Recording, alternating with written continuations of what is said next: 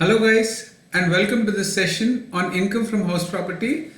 This video is in continuation to the first video on house property, which was covering all the provisions pertaining to house property. In the second part, I shall be dealing with the problematic part. We will be covering the provisions whatever we have seen in the earlier video on a more practical note. Okay, I shall be solving 5 problems which will help you understand the concept much better.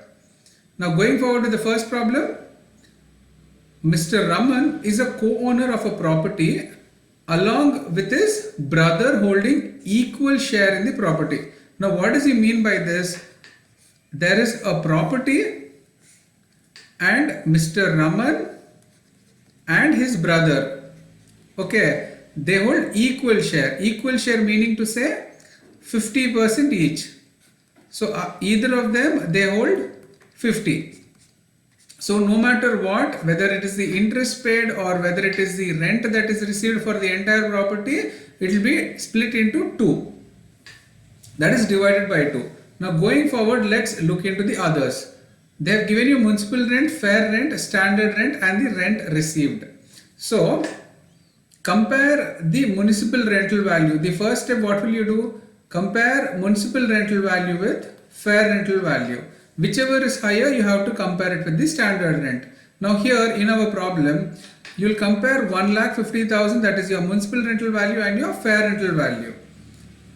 Okay, so 1,60,000, you will compare it with 1,50,000.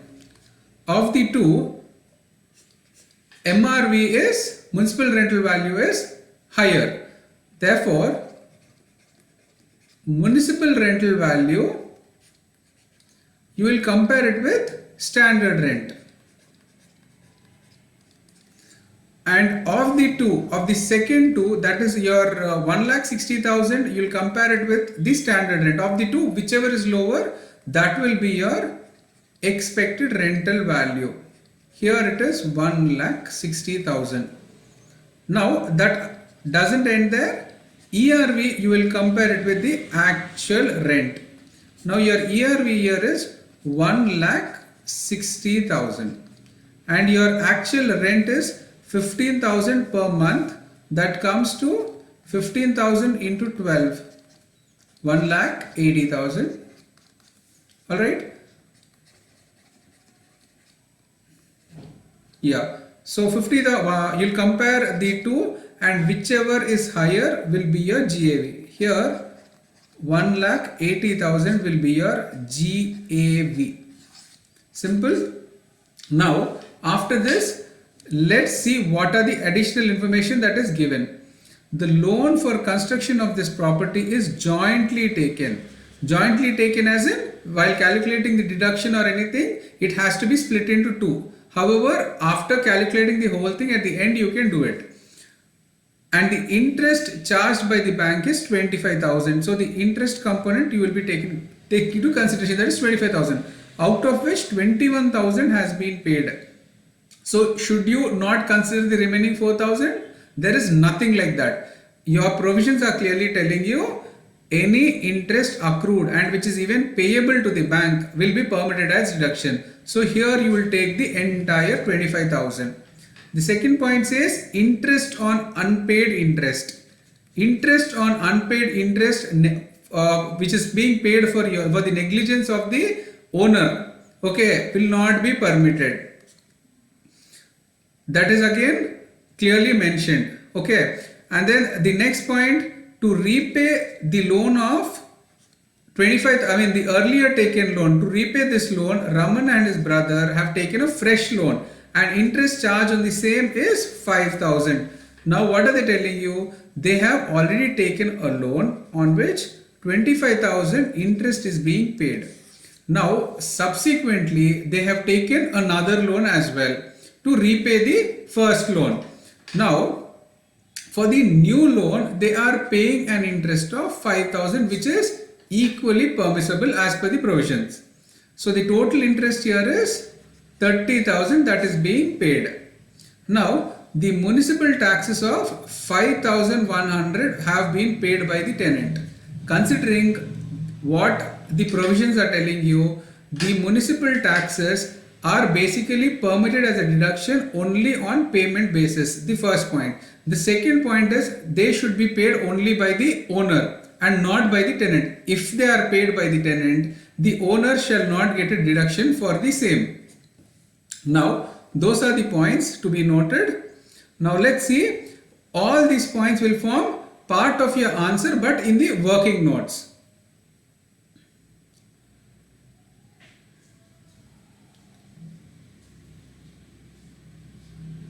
Yes. See, as we have already done this, your municipal rental value and your fair rent will be compared. Whichever is higher shall be compared with the standard rent, and whichever is lower, okay, that will be your expected rent. And now expected rent is compared with the actual rent, and whatever is higher, that will be your gross annual value. Now going to the second step, interest, as I've already told you, the amount which is paid, okay, the interest component on the unpaid interest is not permitted. The remaining thing is totally allowable. So interest on housing loan is totally allowable as a deduction under section 24 on accrual basis. That is, they told you clearly that 21,000 is only paid and 4,000 it is not paid, but that doesn't matter.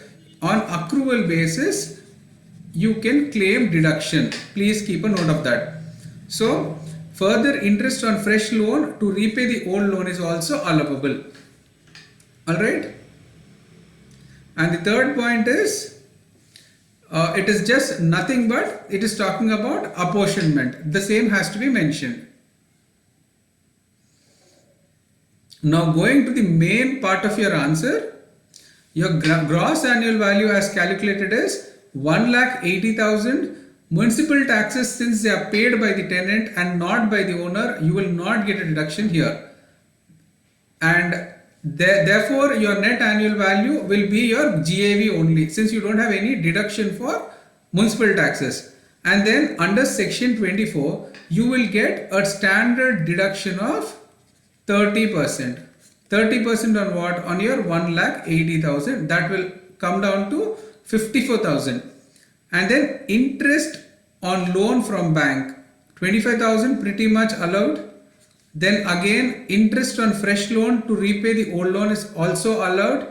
Okay, don't forget that the interest paid on the delay of payment of your other interest, that is not allowed because that is due to negligence.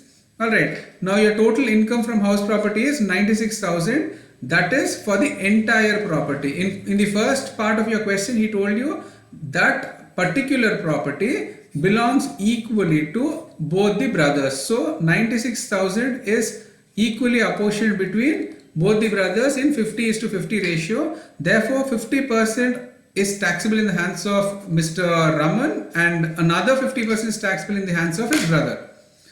So this sum is pretty simple, right? Now going forward with the second problem.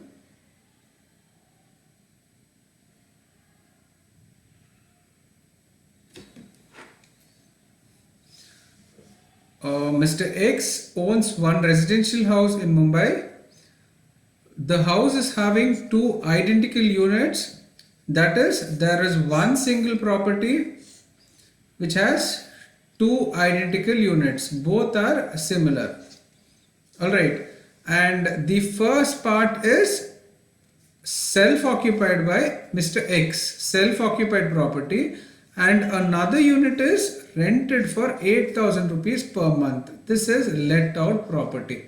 So when it comes to self-occupied property, you will not be able to claim your municipal taxes and you will only be able to claim your interest component. Alright. And here your net annual value shall be nil, considering it is not let out.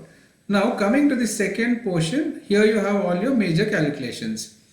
Now since he has given you standard rent, municipal valuation and fair rent, you will split this into two equal parts. Why? Because this is given for the house as a whole.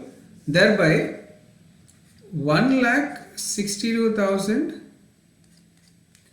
1,90,000 and then 1,85,000 by 2 by 2 and by 2.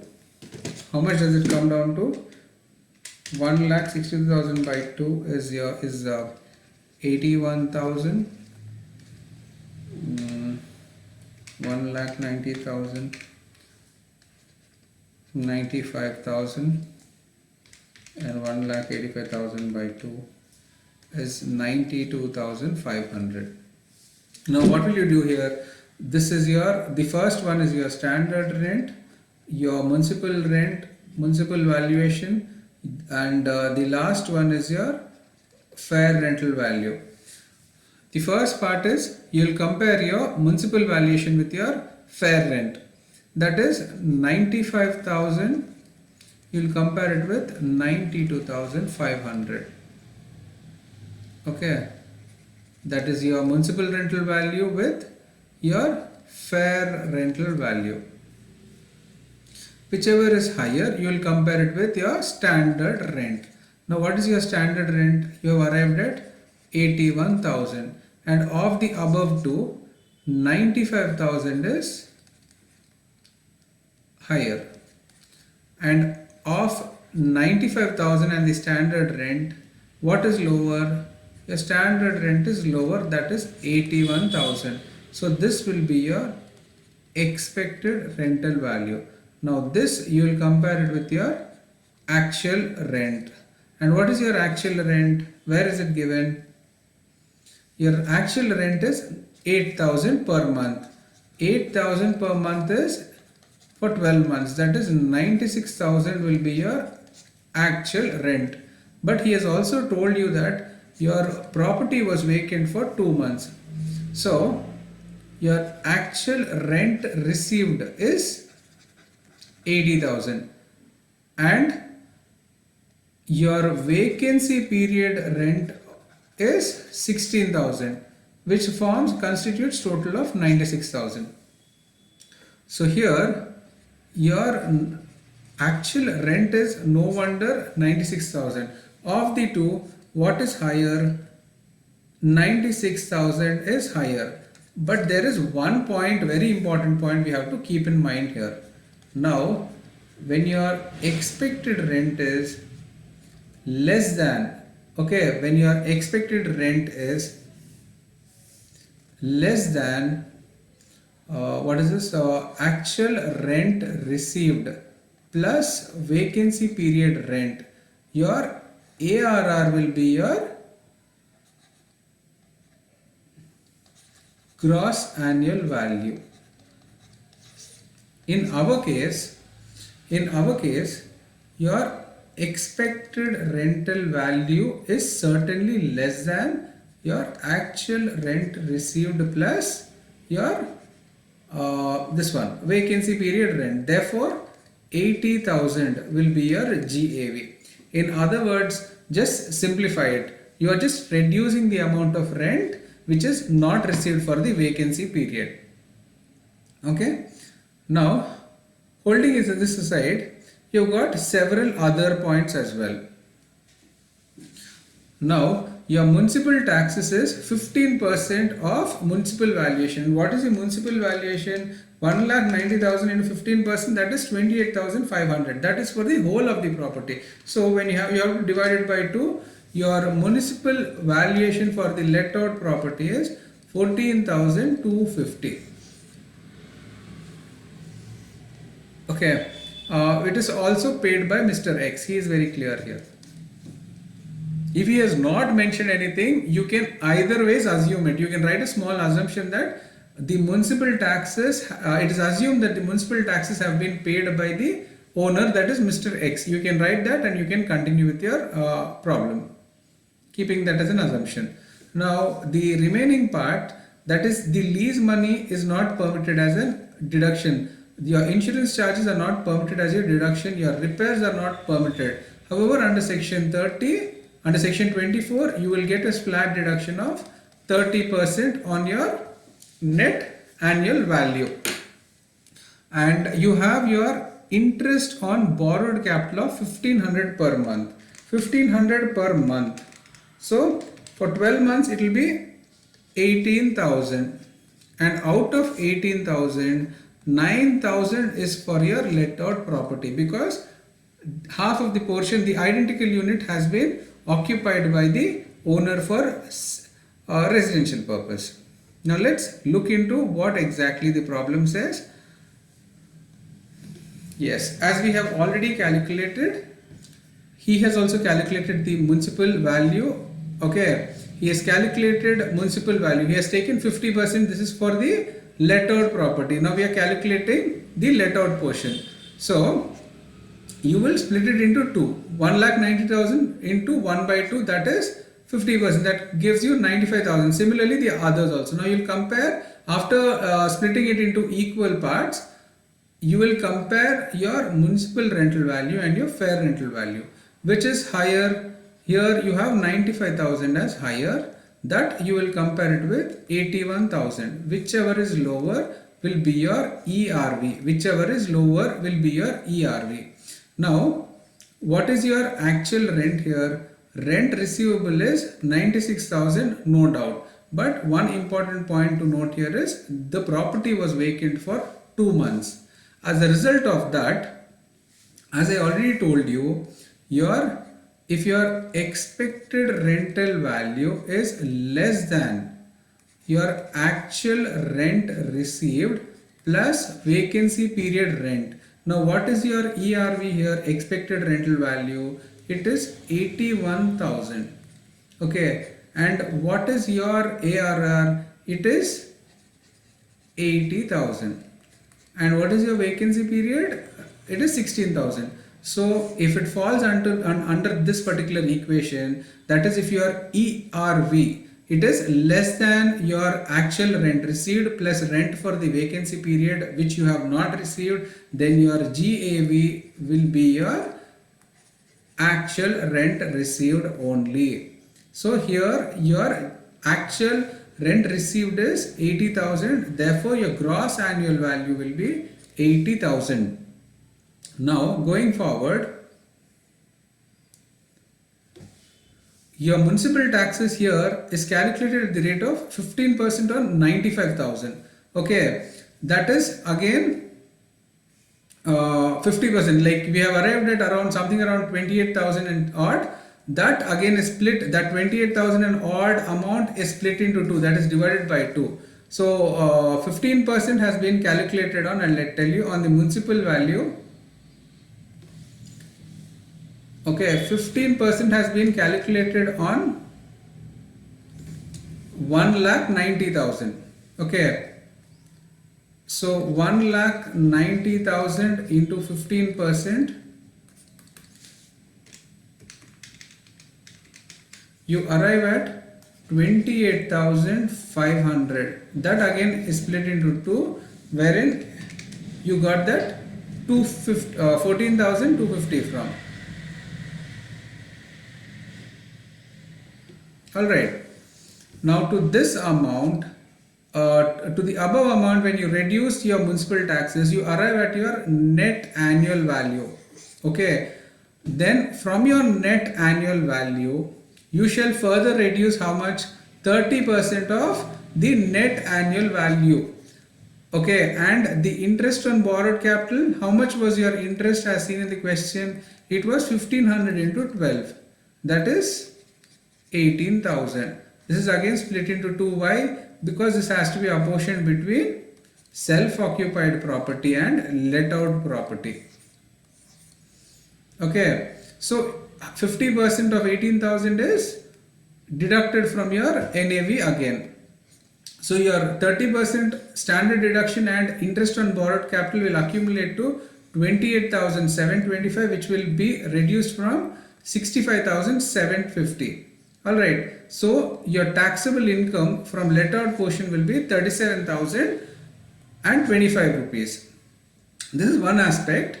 And now you have the self-occupied unit, wherein your annual value will be nil. Your municipal taxes will not be permitted as it is a self-occupied property. However, your interest on borrowed capital alone shall be permitted. So, when you don't have any annual value and you have an option to reduce your interest on borrowed capital, the loss that you have derived from self-occupied property by paying an interest on the loan, you can set off that particular loss from the income that has been generated from house property that has been let out. Therefore, income from house property net off is 28,025. Hope it is clear. And you also can write a small note below. No expenditure shall be permitted. That is, the regular expenditures, whatever you are incurring, shall not be permitted as a deduction. Reason being simple, because it's already giving you a deduction of 30% on the NAV. That is your net annual value. Now let's check out problem number 3.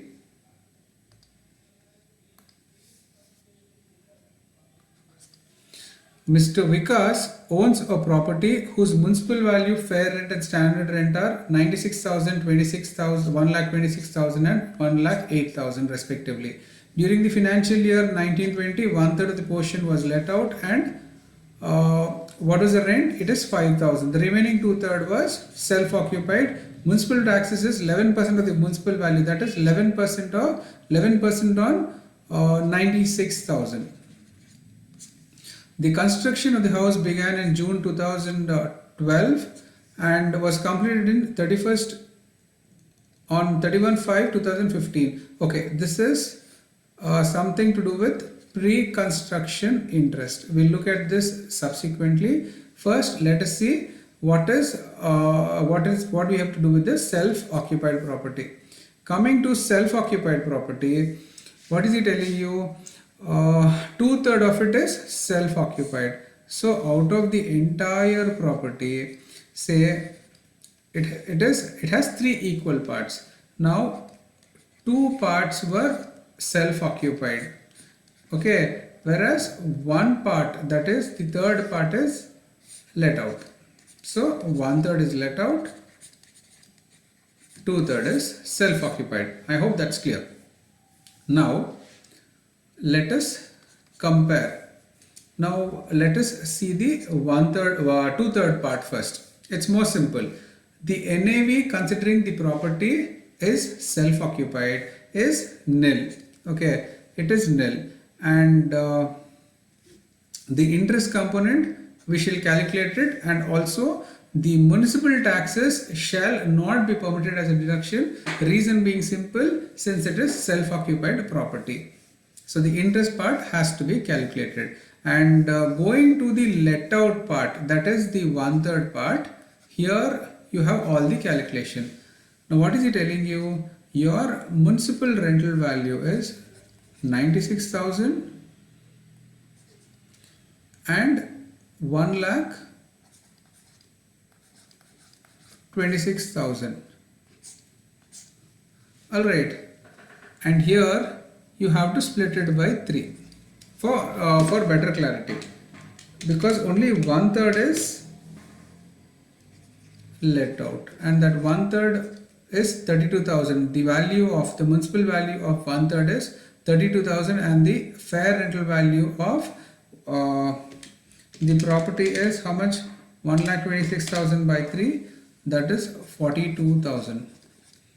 Higher of the two will be compared with your standard rent. Now what is your standard rent here? 1,08,000 again divided by 3, that will be 36,000.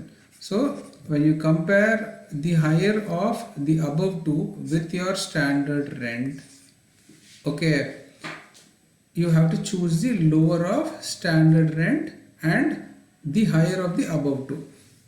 Okay, I'll repeat it again slowly. The municipal value is 96,000, the fair rent is 1,26,000, the standard rent is 1,08,000 for the property as a whole. Now you're calculating only for 1/3 of the property, that is for the let out portion. Now here, how much is one third of 96,000? It is 32,000, and one third of 1,26,000, that is one third of fair rental value is 42,000. Out of the two, you're supposed to select the higher amount. Okay, that is 42,000. Now 42,000 shall be compared to the standard rent, and of the two, of the second two, you will choose whichever is lower. That will be your ERV, expected rental value, which is 36,000. Now expected rental value, will compare it with actual rent. Now what is your actual rent here? Your actual rent is nothing but 5,000 into 12, that is 60,000. Now what is higher of the two? You have to compare. That will be your GAV. So here 60,000 is your GAV. Alright.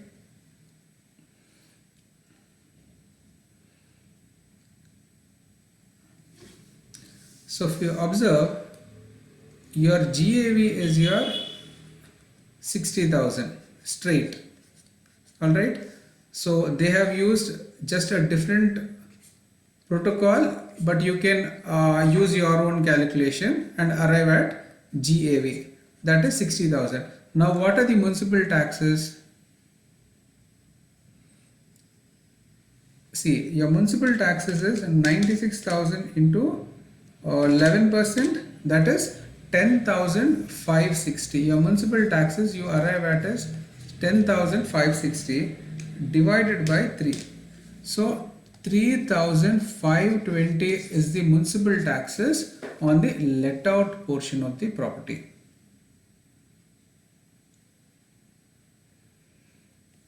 So 3,520, you are reducing it. So from the GAV, if you reduce your municipal taxes, you arrive at your NAV, okay, net annual value. From your net annual value, you will reduce 30% as standard deduction under section 24. So 30% of your how much of your total NAV is 16,994, and interest on loan, this is the most important component. We will calculate it now. Now what is it telling you? The interest is paid at the rate of 12,000 per annum. Okay, so the construction began in 2012 June, completed on May 2015. Vikas took loan of 1 lakh on 1/7/2012 for the construction of the building. He paid interest at the rate of 12% per annum, and every month such interest was paid. So however, whether it is paid or not is irrelevant. Whether it is accrued or not is important. How much is the interest accrued is important to us, because whether it is paid or not, it is permitted as a deduction. Now let's see what is the pre-construction interest. Now the property was constructed on 31/5/2015. Okay, this is date of completion. This is date of completion. 31/5/2015 is the date of completion. So in the year 2015-16, you have completed your construction. So everything prior to this financial year is pre-construction period. That is, the interest paid prior to 15-16 is pre-construction. And when was the loan taken here? He took a loan on 1/7/2012. So let's start calculating from 2012. 2012, 13, 13, 14, 14, 15. You have almost close to 3 years. So here you have paid 12%, here you have paid 12%, and here also you have paid 12%.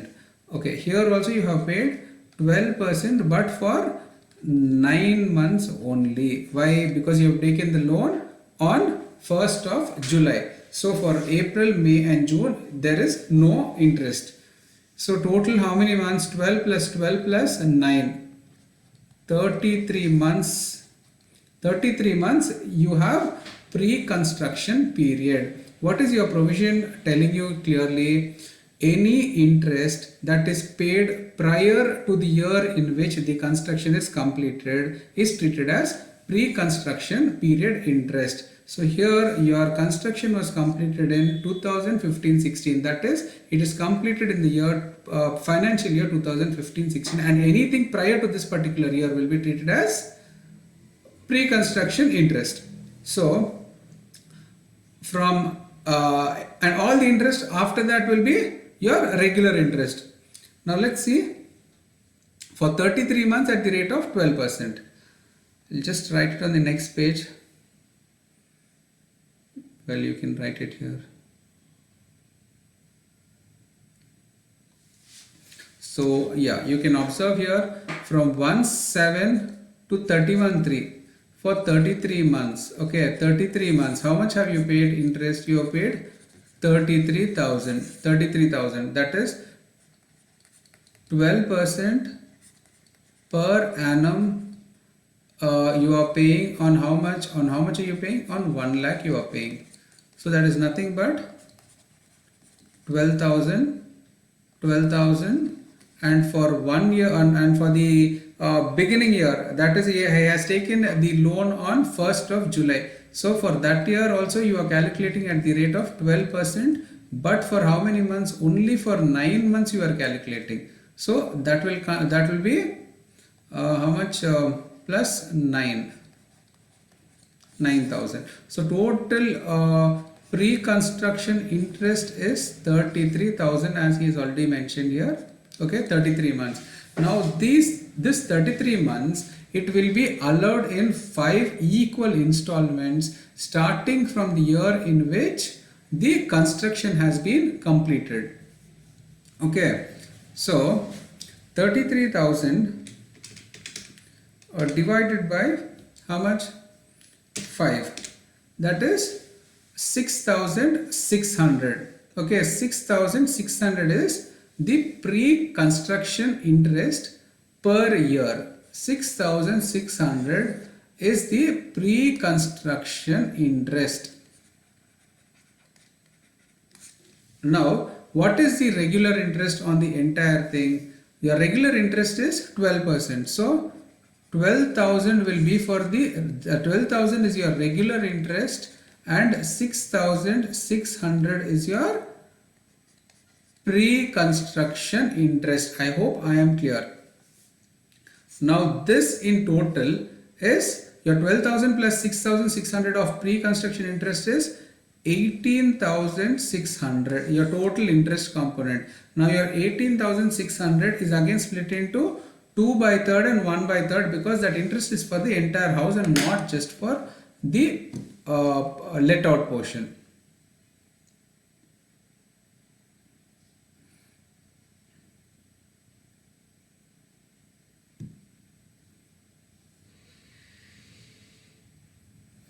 Yes.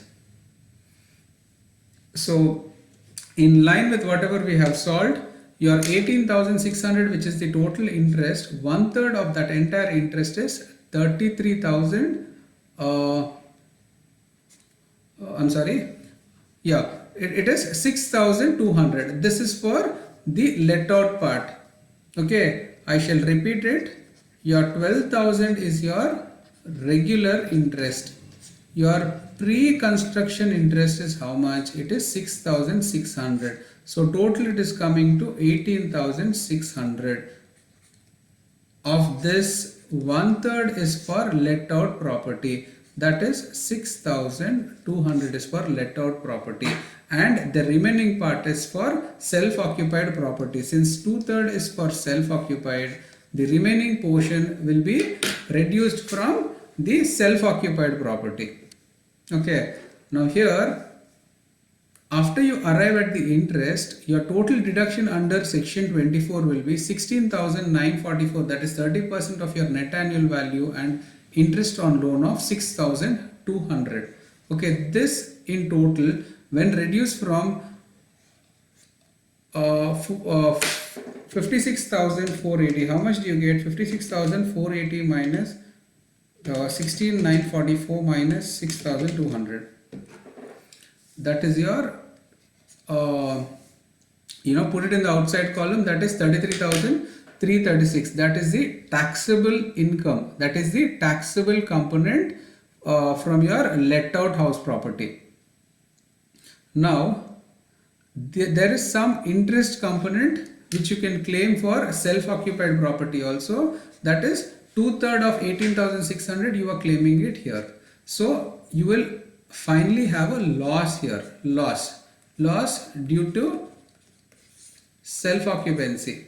You have an interest to be paid. So this loss will be set out from this will be set off. This is called as set off from the same head, intra head. So 12,400, it will be set off from 33,336.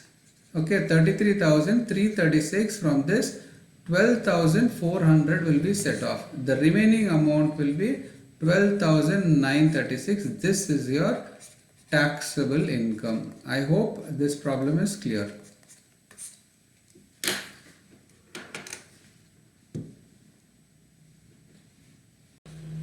Now let us check out the fourth problem.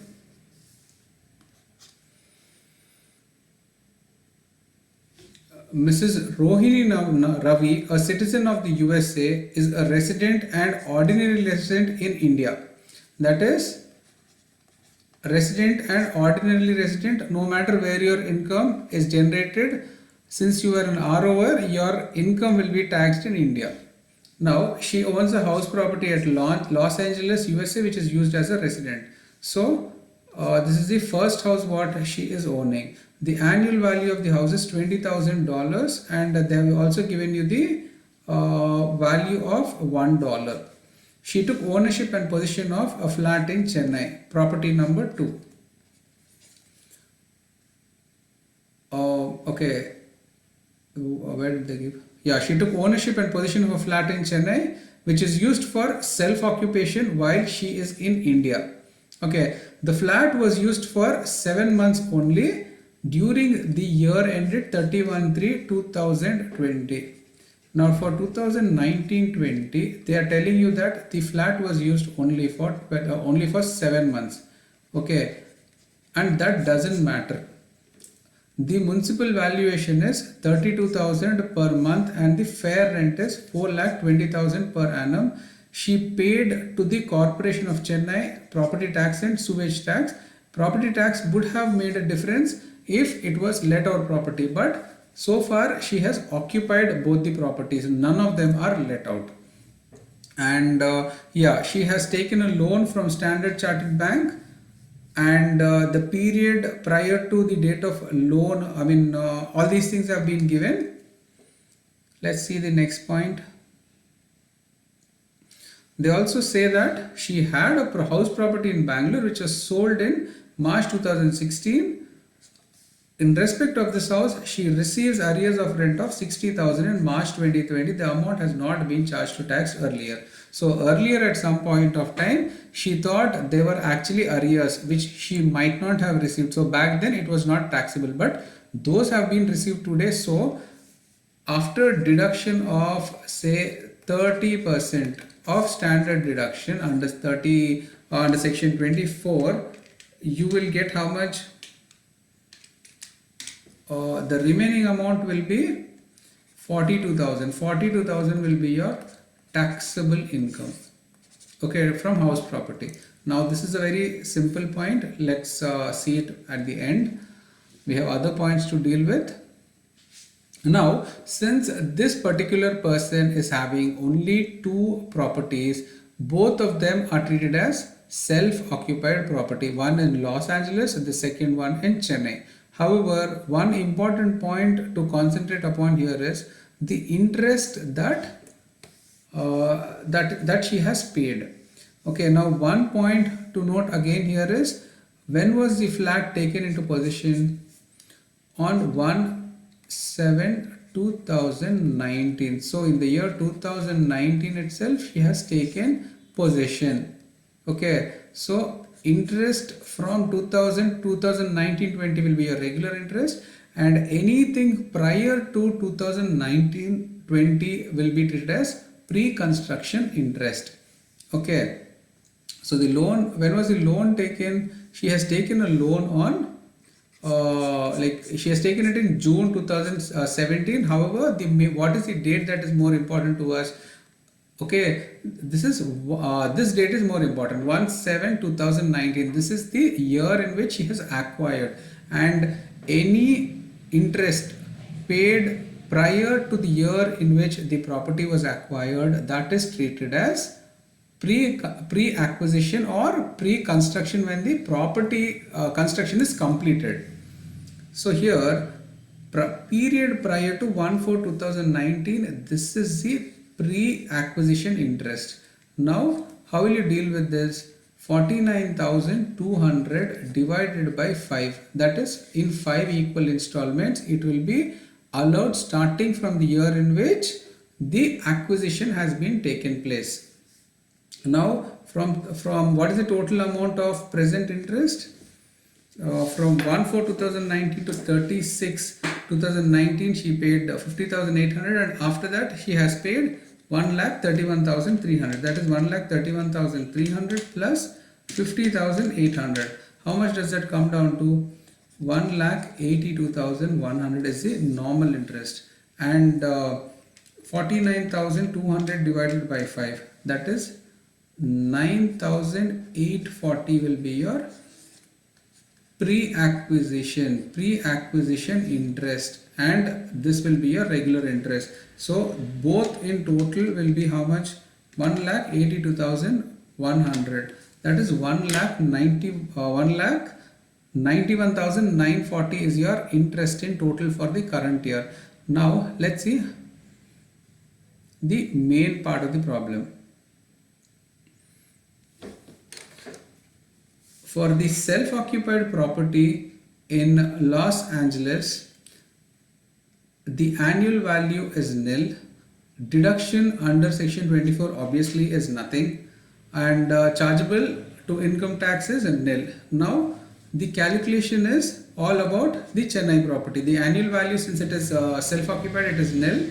Interest, as we have already calculated, is 1,91,940, and in case of arrears, 60,000, on 60,000, 30% shall be allowed as deduction, and the remaining amount will be your taxable income from house property. Alright, and out of this, the loss can be set off. You have a loss because you are paying interest on self-occupied property, and when your loss is set off from your income which is generated, your net loss from your house property is 1,49,940. Alright. So now let us look into the fifth problem. Two brothers, Arun and Bimal, are co-owners of a house property with equal share.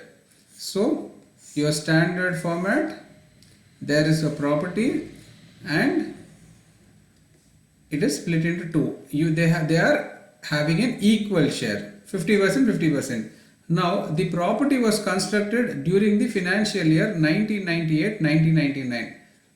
1998-1999. You will have an important point of focus about interest rate. Now, the property consists of 8 identical units, and it is situated in Cochin. Does not really matter. You have 8 identical units. Right, 1, 2, 3, 4, 5, 6, 7, 8. Now each co-owner, that is Arun and Bimal, occupied 1 unit for a resident, and the balance were let out at a rent of 12,000. Now 1 unit is done. So Arun has occupied 1, Bimal has occupied 1. Alright, so remaining 6 parts are left out.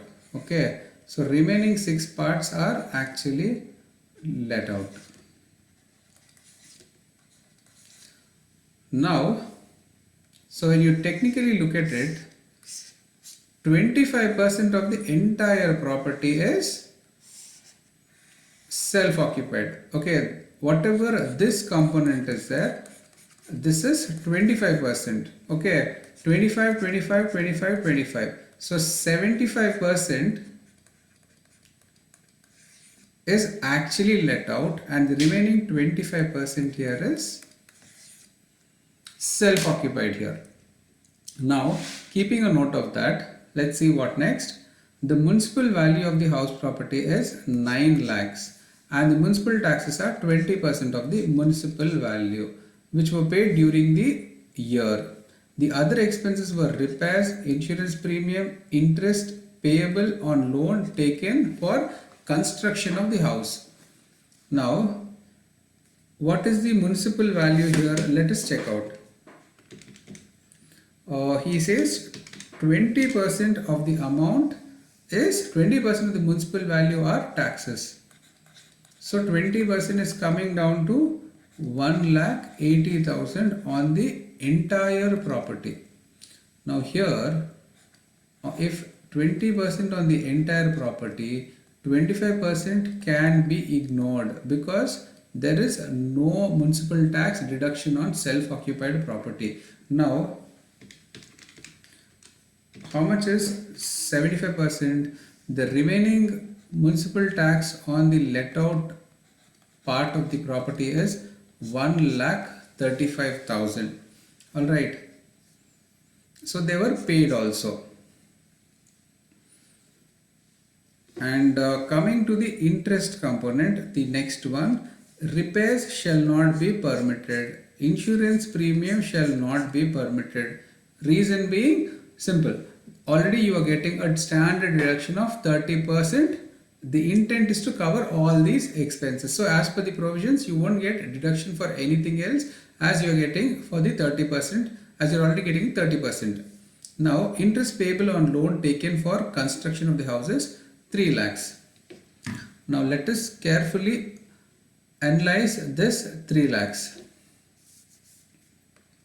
Interest component is 3 lakhs. On 3 lakhs,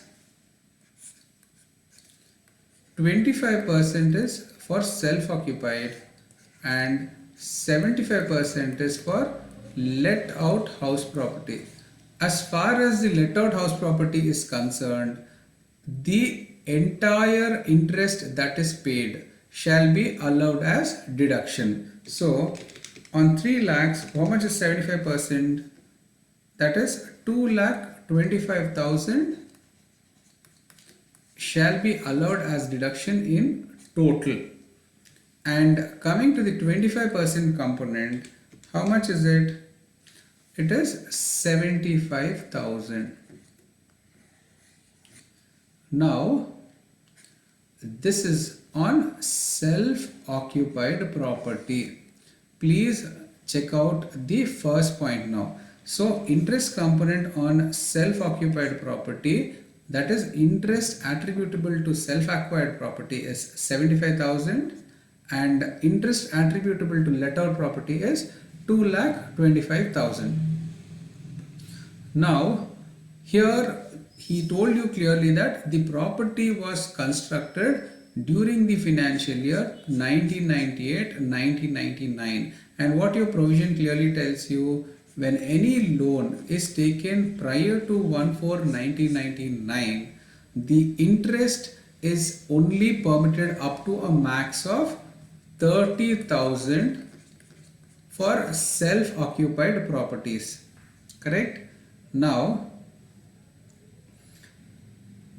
this interest component of 75,000 is again equally split into Arun and Bimal, that is 37,500 and 37,500. It is split between the two.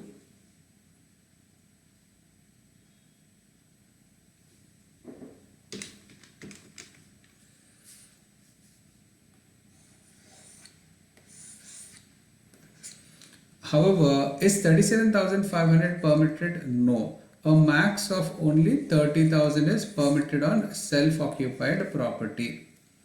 So, let's look into the solution. since Arun and Bimal are occupying 25% of the property, that is 1 unit each, 1 unit each. In total, they have occupied 2 units together. So the annual value for a self-occupied property is nil, and though the interest component is 37,500, you will be permitted only up to a max of 30,000 since the loan has been taken prior to 1/4/1999. Okay, so the loss that you have incurred from self-occupied property is 30,000. Now let's check out the let out house property, the remaining 75%.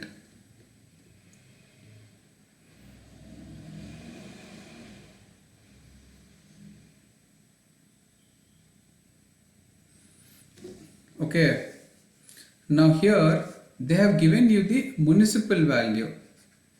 They are telling you the municipal value is 9 lakhs,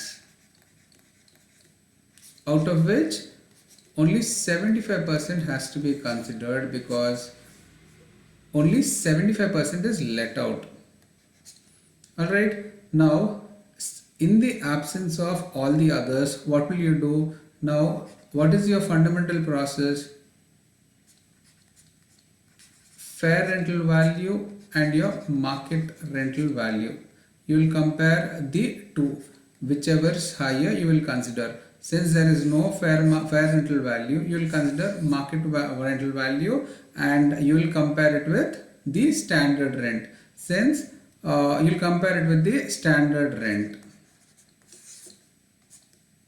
And in the absence of standard rent also, you will consider your MRV only as your expected rental value. Okay, now your expected rental value, you will compare it with actual rental value. Alright, now here your actual rent is 8,64,000 minus 48,000. Alright, so your actual rent is 8,16,000. So higher of the two, that is how much? 8,16,000. Now I'll take you to your concept back. Now if your expected rental value is less than actual rent received plus vacancy period rent, then your actual rent received will be your GAV. Alright, now here your expected rental value is how much? It is 6,75,000. So your expected rental value is 6,75,000, which is far less than how much? How much is the amount of rent that you have received? 12,000 into 6 into 12. That is, just a second. Oh, sorry, it's already there, no? 8,16,000 plus 48k. So if your expected rental value is less than these together, your actual rent received will be your gross annual value. So here your gross annual value will be 8,60,000, from which you will be reducing 75% of the municipal taxes, that is 1,35,000, after which you will arrive at your NAV. From NAV you will calculate your standard deduction. You'll reduce standard deduction of 30%, and the interest on loan what you have calculated earlier, that is 2,25,000, and these two accumulate to 4,29,300. Okay, let us recheck the calculations. So it is 4,29,300. So when you net it off, the total income that you arrive at is 2,51,700. So share of each owner will be half of 2,51,700. So that was it. And to this particular amount in the question, they have already given you another point which clearly states that they also have other income. What is the other income? They have other income of 2,90,000 and 1,80,000. So to that particular amount of 50%, you have to even add 2,90,000 and 1,80,000. That will be your total income. So your income from house property, that is the let out portion, is 1.25850, and the same thing, then that is your net income will be 95,850. How do you arrive at this? Since your self-occupied property is generating a loss, the income whatever you are generating from let out property, the loss will be set out from the income from your house property. Okay, that after that you arrive at income from house property, and to that you add your other income which is also given in the question, and finally you arrive at your total income. And so with this problem we are done with covering each and every provision from income from house property. I hope I was clear. Thank you so much. Have a good day.